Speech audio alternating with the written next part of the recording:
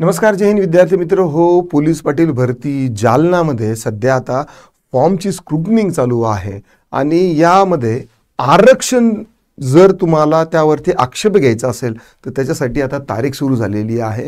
यामध्ये भरपूर लोकांचे प्रश्न आहेत, कॉल येतात, मेसेजेस येतात की सर आमच्या गावामधून XYZ कॅटेगरीचं कोणीही नाही आहे. अर्थात असं त्यांना वाटतं. तर त्यांचे विषयी जर समजा त्यांना काही आक्षेप नोंदवायचा असेल तर ते कसं करायचं, किंवा खरोखरच जर जेन्युइन कॅन्डिडेट नसेल तर तुम्ही आक्षेप नोंदवायला पाहिजे का, किंवा कोणकोणत्या केसमध्ये नोंदवू शकता, किंवा काय काय आहे सगळं काही पाहणार आहोत. जर तुमचं पद जर तुम्हाला मिळायचं असेल तर आरक्षणावरती आक्षेप तुम्ही घेणं देखील मला वाटतं एक लॉजिकल डिसिजन असू शकतं.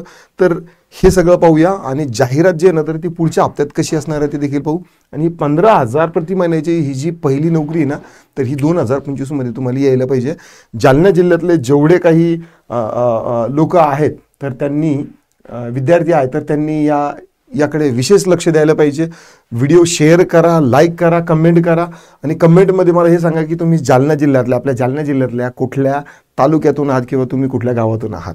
ठीक आहे. बघा, तत्पूर्वी आपण ही जी जाहिरात आहे तर ही 29 ऑगस्टची पाहिलेलीच होती, ज्यामध्ये बिंदू नामावली तयार करणे आणि नंतर प्रमाणित करणे आणि 1 सप्टेंबर ते 4 सप्टेंबरपर्यंत जाहीर नोटीस आणि गावनिहाय काय केलं होतं, आरक्षण जे आहे तर ते काय केलं होतं, निश्चित केलं होतं. ठीक आहे, आरक्षण निश्चित केलं होतं.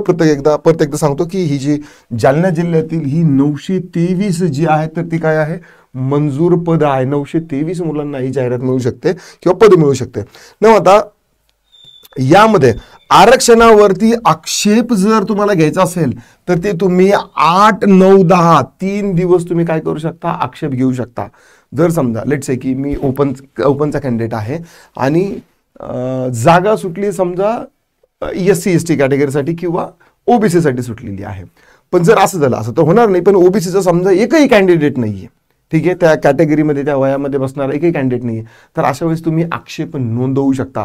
किंवा मागच्या वेळेस पण जर समजा आरक्षणानुसार जर एखाद्याला जर ते पद मिळालेलं असेल तर जरुरी नाही की यावर्षी पण त्यांनाच मिळालं पाहिजे, यावेळेस त्यांनाच मिळालं पाहिजे. तर त्यासाठी आरक्षणावरती तुम्ही हरकत नोंदवणं गरजेचं आहे.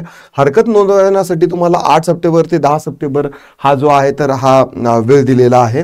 आणि यामध्ये आपलं जे गृह विभाग शासन निर्णय वगैरे आहे, पोलीस पाटील ही जे आहे तर तुम्हाला पोलीस पाटील या पदासाठी आक्षेप नोंदवायचा असेल तर सदरील जो विभाग आहे त्यामध्ये तुम्ही लेखी अर्ज नोंदवू शकता किंवा आक्षेप घेऊ शकता. कारण त्यानंतर आपली ही जी जाहिरात आहे, जाहिरात प्रसिद्ध होणार आहे 12 सप्टेंबरला.